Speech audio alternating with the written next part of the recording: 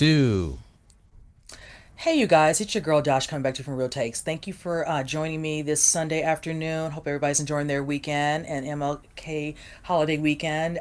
Today, I'll be doing a review for the movie Proud Mary, and I also am going to talk about an event I actually attended yesterday called DCinDC 2018. So, with that said, let's just go ahead and jump right into the review for Proud Mary.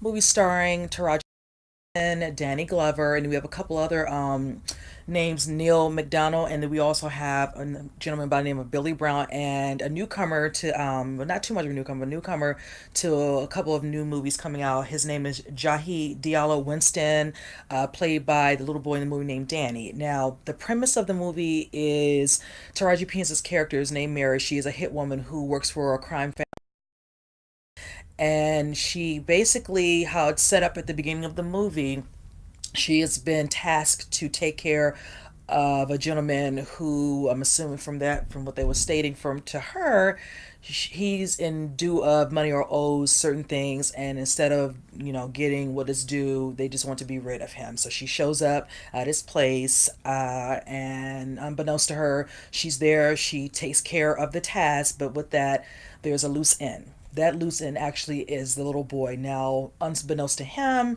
he's not aware because, of course, he's in the middle of playing some games in his room. She's checking to make sure nobody else is in there just to cover all her bases. And when she opens the door, he is, adjacent to her, so you can't see her. But of course, this kind of triggers a feeling of her, because she feels so bad because she really thought it was just the older gentleman in their home, and now it's this little boy. Now he's left, of course, fatherless, whichever. So they kind of curtail to a year later, and it shows a little boy on rough times. He's kind of, doing some stuff, within a certain crime family as well, just to kind of get by ends meet, whichever. And at first you can't really tell, but it looks like she's actually been keeping track of him, following him. And from there, things happen with him over the course of a day where he's kind of going out, he's picking up the stuff he's supposed to pick up, the product, this and that in nature. And he goes back to his boss, and he's very aggressive with him, kind of beats him up, whatever, and all. And in the midst of him leaving, he's just kind of feeling down, and rightfully so. He feels, very lost. He's, sitting on a bench. Somebody tries to grab his book bag, and he tries to run after them. Now, they make him take on this role, and the little boy played such a great pivotal role in this movie. The way they carried him in this movie, a lot of emotions, a lot of dialogue with him, very emotional parts in the movie with him. I actually enjoyed his scenes more so than the adults. I will just be frankly honest with you. And with that said, when he had the scene where he, from being beaten up by his boss, he kind of just passes out. And of course, he is completely out. She's stumbling over him because she followed him to the alley, and she basically takes him back to her place and decides to, help him, feed him, make sure he's okay. And with that, he doesn't know who this woman is. Like, who are you? I need to get back, because he was, given a task to go out and get some more product, meet some people, pick up, money, all his, things he's supposed to do because he's afraid of his boss. And she's like, you don't have to worry about, that you'll be fine. Nobody's going to hurt you. When she sees him changing clothes, she can tell that he's been not just, physically in the face, he's really been abused. He's been kind of tortured, whatever. And she's just over it. So she takes it upon herself. And with that, the decision she makes causes a ripple effect. And with that, she decides, she makes a decision that affects her, the little boy, and then also her crime boss family she works with, which is, Benny, played by Danny Glover. So with that said, they're thinking, oh, well, he's had a couple of enemies. A lot of people didn't like him. They would never think, of course, she might have had something to do with it. So she's just playing, mom. She's going along with the flow. Okay, let's figure out who it could be. It could be this guy. There's another gentleman who's in the movie. I voiced his name first, Neil McDowell. He plays the character Walter. So they want to kind of use him. She basically throws his name out there to give him as a scapegoat. And at first, they buy whatever, and it's fine and all that. But then, she's doing other things. On top of that, she's trying to hide the boy. She's like, this is going to be our little secret. You stay here. You have the TV, you have food, whatever, and all that. Don't open the door for any means necessary, whatever. And for a couple of, episodes of scenes, it just seems like days are going by. Nobody knows. But then things are starting to happen where there's retaliation with the guy who got killed by her. Like I said, unbeknownst to the rest of the family, that she made this, decided to take matters in her own hands and try to cover it up. they're all trying to retaliate on the Boston family. So now they have to retaliate. So it's just back and forth for a while. And then there's a part where Billy Brown's character, which is Tom, they have a sort of past, him and Mary. She chooses to keep it professional now. They were together, but it's just not working. She's feeling, you could tell within the movie off and on throughout certain scenes that she's kind of tired of their life. She's kind of over being a part of this time. Like she feels it's more for her. She wants to leave. And I think from the discussion she has with Danny Glover's character during a dinner scene, he's like, oh, I want to do other things with ever this and that and the other, and he's just like, we need you, we this is this, trying to pull her in. She, doesn't want to disappoint him. You can clearly tell Tom, he's kind of, pushing on her a little bit to want to get back together, and she's just like, I can't take too much. She feels like she can't really breathe, and she just feel like with this boy, trying to make amends, and unknowing that he doesn't know that she wants to start a different life. She wants out. She has money. She has the guns. She knows what she needs to do.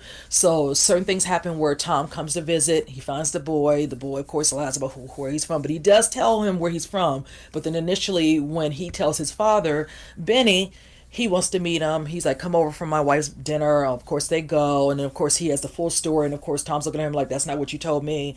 So of course, things like that happen. A little bit of cliche with that. And then she kind of is cornered, in the kitchen, like, what the boy said this, and he told this, and of course she's not realizing that's right, he met him.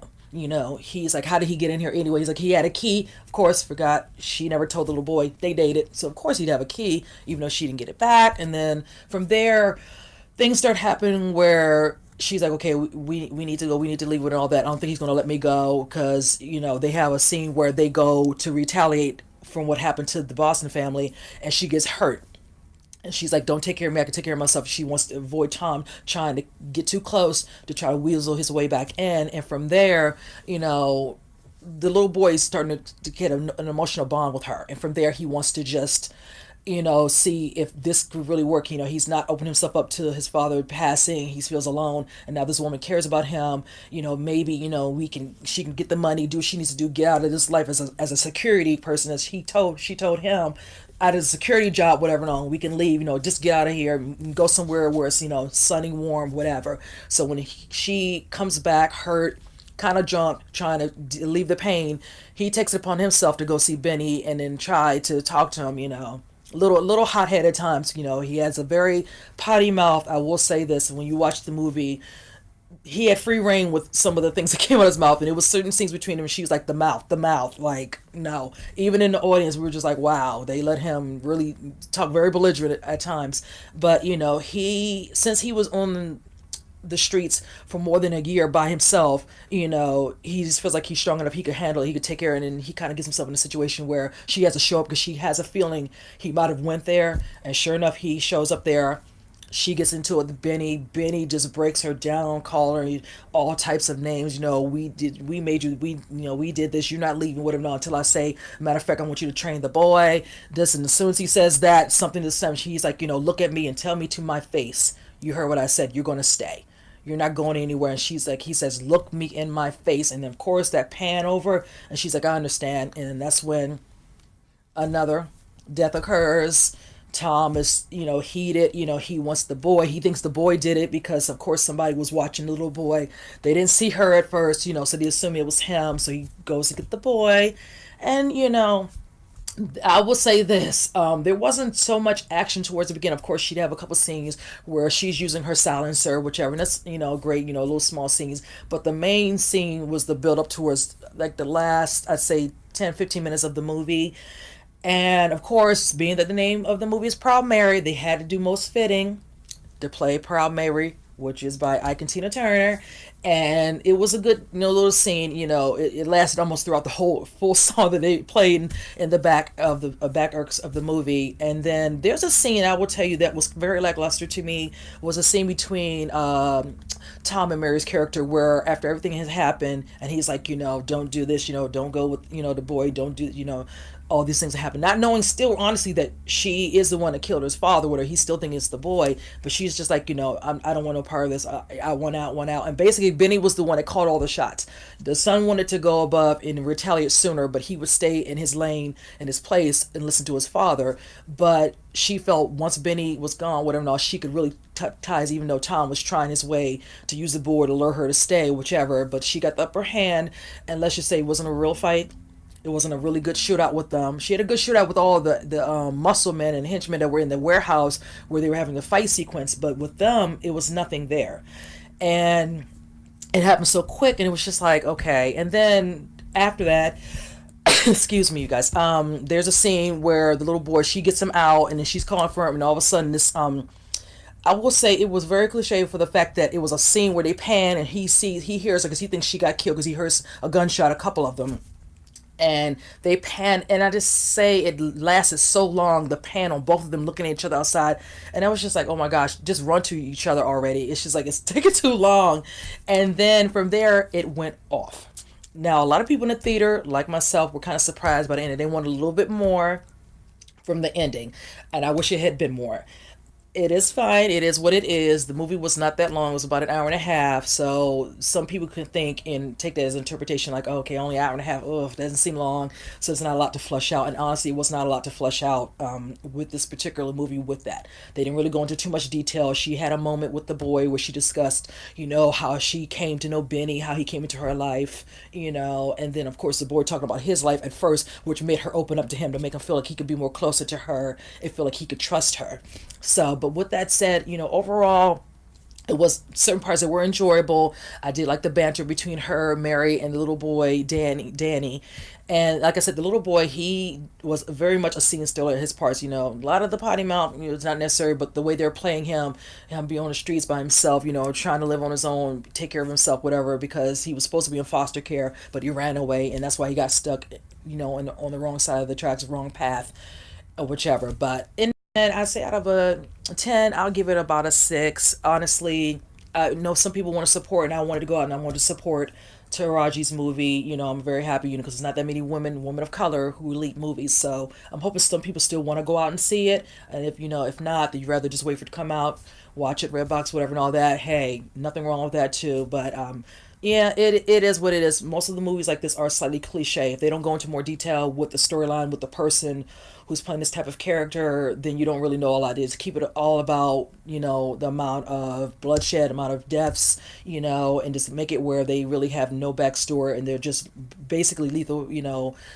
killers. So it is what it is for what she was playing. So that's fine. So with that said, you guys, I'm going to go ahead and jump in to the other part of the show I wanted to talk about. I went to an event this past weekend, actually yesterday, called DCinDC 2018. I had been looking to get tickets for this because I came across this event through a group I actually follow on Twitter called Black Girl Nerds. I love them. They are awesome. And they noted this. So a couple weeks ago, I was able to get tickets for the Black Lightning sneak peek screening. Now with that, they had other events within that, which are a couple of more panel discussions. So with that, I wanted to see what they were about, and when I read up on it, I was happy to hear, a certain amount of individuals being in entertainment, executive producers, comic book artists, writers would be attending. So I said, let's just make it a day of it, just not to just be Black Lightning, which I'm very happy. I enjoyed the sneak peek for that as well.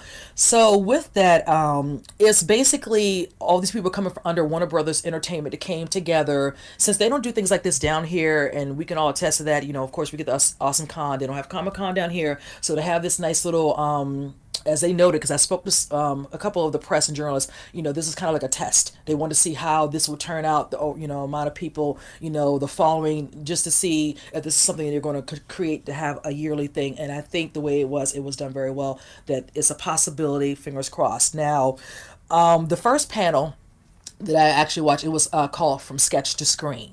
It was actually a great panel. It had a couple of the writers from some of the CW shows, like of course Black Lightning, Gotham, Legends of Tomorrow, Flash, and Supergirl. Now, one in particular executive producer, her name was Sarah Sketcher. She was awesome listening to her because she was on another panel that called Wonder Woman that I really enjoyed, and they were just wanting to. This whole series of panel was to just kind of dissect the comic books, the culture, enlightenment, just getting an overall enlightenment of people loving comic books, them opening them up, of course being that they're becoming more, probably more, it's already loved, but more well loved, more understanding to people being a comic book reader. A lot of people like to frown, oh, that's too nerdy. No, everybody embraces it, man or woman, whichever. And you don't have to be just a little kid. There are many adults, and trust and believe me, when I was in that audience, there were so many adults, even when it came time for Q&A, just asking questions, discussing whichever.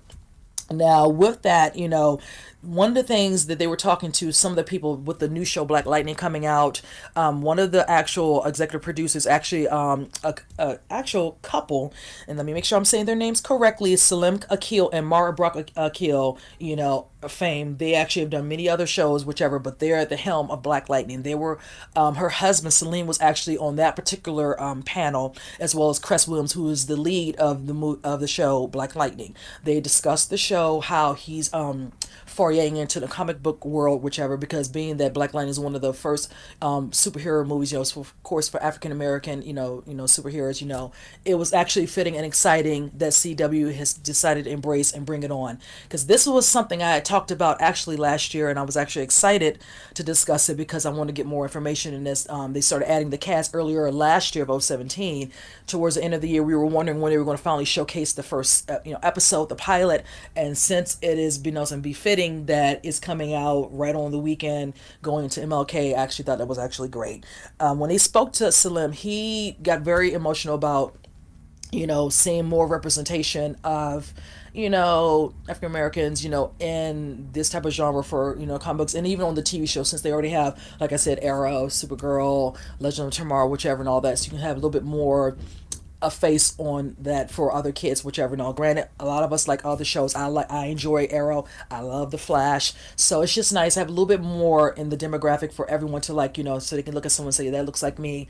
I can see this, and then the story that's going to be told on this part of Cress Williams playing the character, more of an insight, more realism, being that it's more going with the times of what's happening in today's society, culture, whichever, which is where he says the show will kind of go into that, giving the lessons, letting giving more of a realism of what's happening in this climate as of right now in 2018, which was nice. Now, there were some other people there, like Katie Lotes, who's one of the characters, White Canary on Legends of Tomorrow. Then we had Candace Patton, who plays, she plays Iris West. Now, mind you, Iris West was on the show The Flash. She plays Barry Allen's now wife, so that was fun to watch her talk.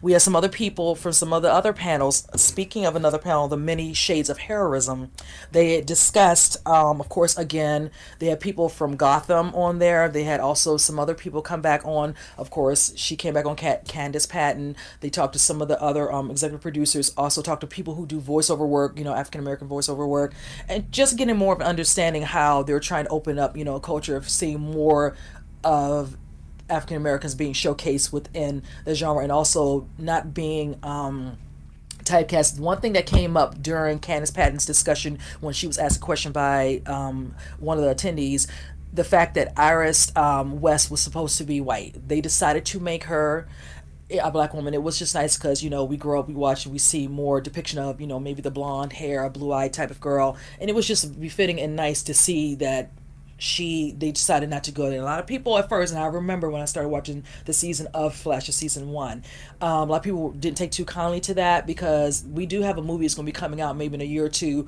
where they're working on it now that Justice League came out, and they were considering how they're going to do that. But there is talk and a lot of whispers where a lot of people are reaching out and letting them know if they do the Flash movie, keep her, African American. They've all embraced Candace playing Iris West now, and that's actually a good thing. She says she has a lot of little girls that come up to her now, and they love, seeing her. They embrace her, her character on there being with Barry, and it's nice. I actually was enjoying listening to her talk about that, and it was awesome. Also listening to John Ridley, who was actually a part of the Many Shades of Heroism, he discussed he has an upcoming TV series, comic book series show he's going to be working on, but he wouldn't go into detail. They tried to ask him, he alluded to it, so he says right now he can't discuss it. It's still in production of the discussions or whichever, but it is something. I don't know if it's coming out this year.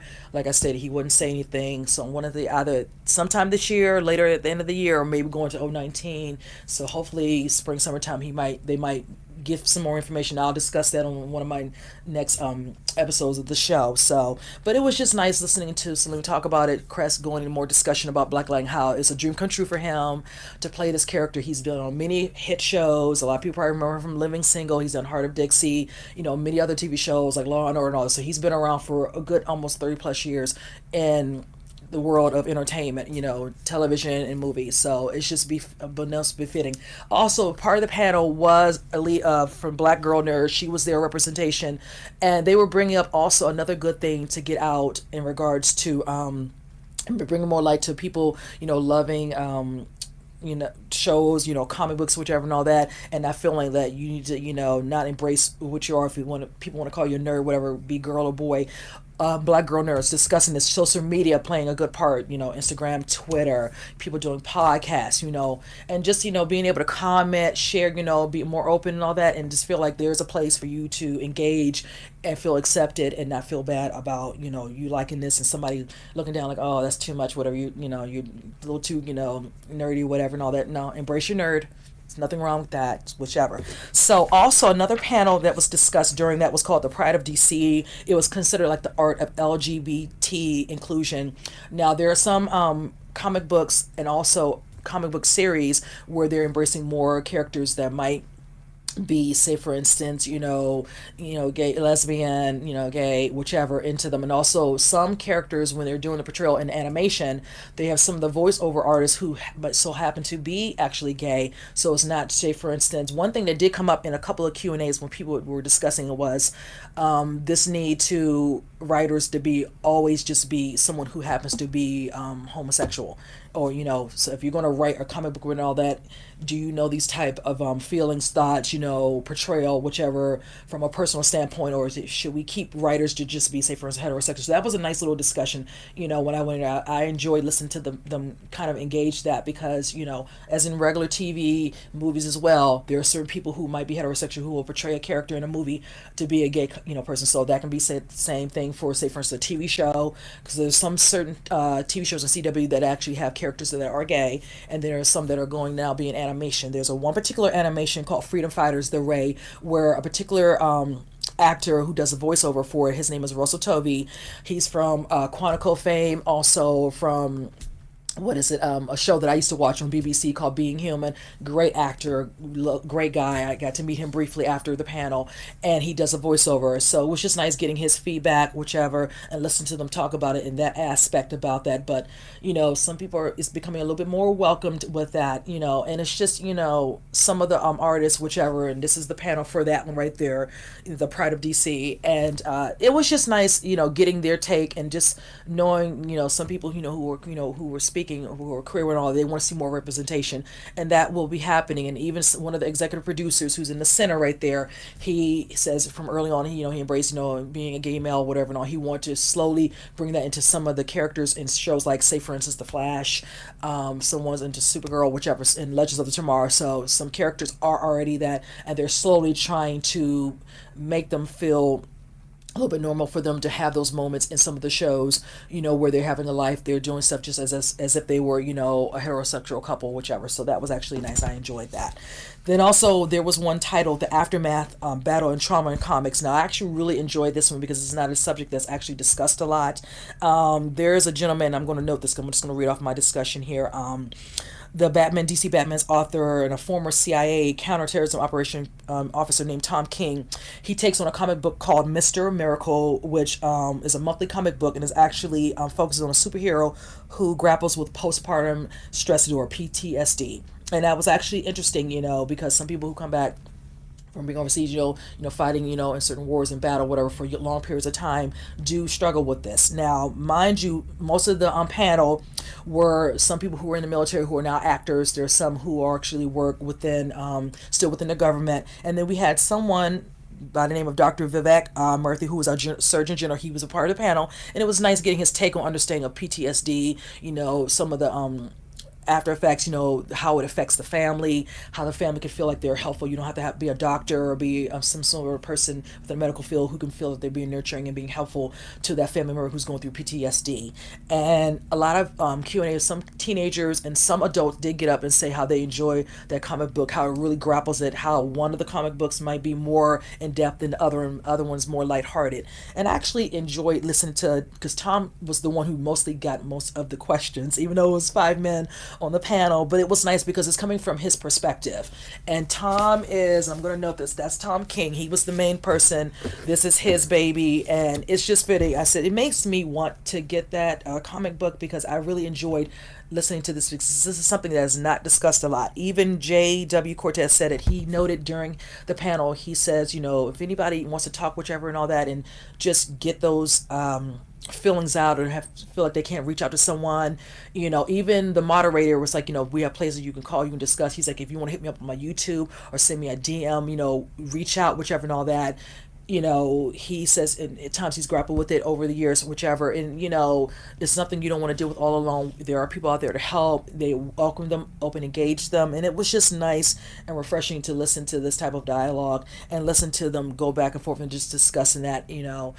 I really enjoyed that panel. All of them were great, but that one was really more insightful, and it was just nice because, like I stated, this is something that really is not talked about. A lot of people are kind of like to shun it, whichever, but it's there's no way it can be, and it definitely needs to be addressed. So I really have to say I really enjoyed that. Now, the last bit of my segment is basically about the Black Lightning sneak peek screening. Now, let me tell you, I am looking forward to Black Lightning. I will say, when I discussed this, also I did a YouTube reaction to this. I love the CW shows. They are very good, because I will say this, DC does better with TV shows and Marvel's good with the movies. I'm just going to just say that. That's my feelings. Everyone has their own opinion about that. And with them adding this to the genre now, the way they have it set up with Black Lightning, and I'll just throw this out there real quick, we don't know if they're going to have him mesh with the sphere of the shows, because a lot of them, those other shows in CW do a crossover. So basically, this is the time for them to see how this show does, because they've left it open right now that we don't know if they're going to have it where the Flash or one of the shows goes back in time and have it intertwined with Black Lightning. So if the show does well, and I pray it does, after the sneak peek, let's just say during the actual screening of it, the audience was just, the amount of clapping, the amount of excitement, it was so loud, the ruckus, we all enjoyed. We gave it a great applause at the end. It was awesome. I really enjoyed it. I had one of my dear friends and co-worker come with me. We both registered at the same time for it to make sure we could both go.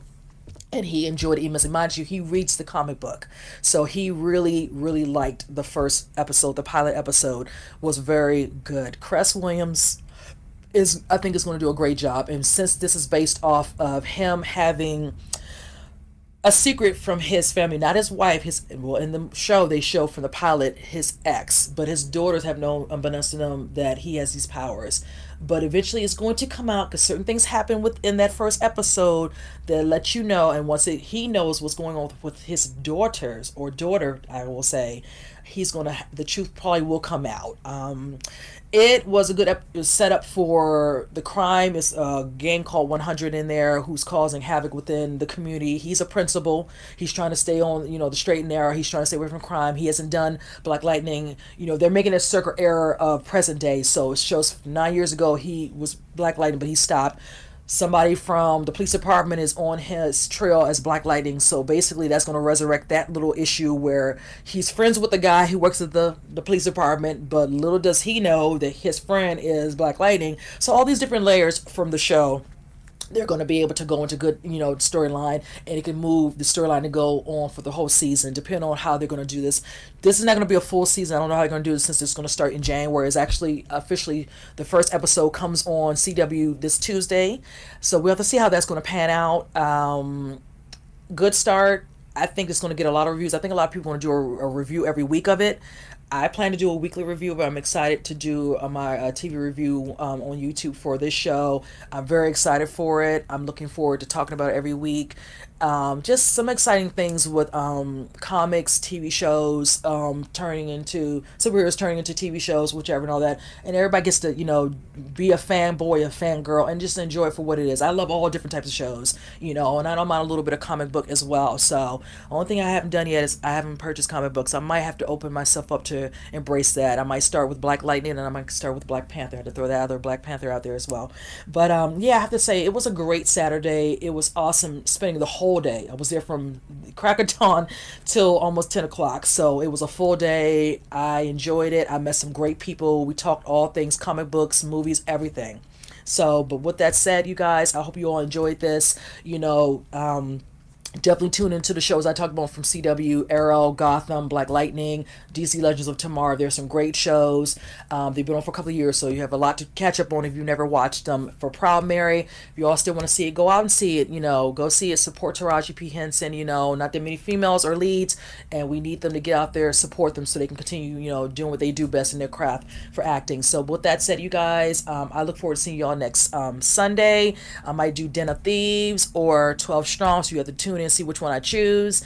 And with that said, hit that WBGR app, tune in, comment, share. We look forward to hearing from you, and I'll see you guys next week. Take care.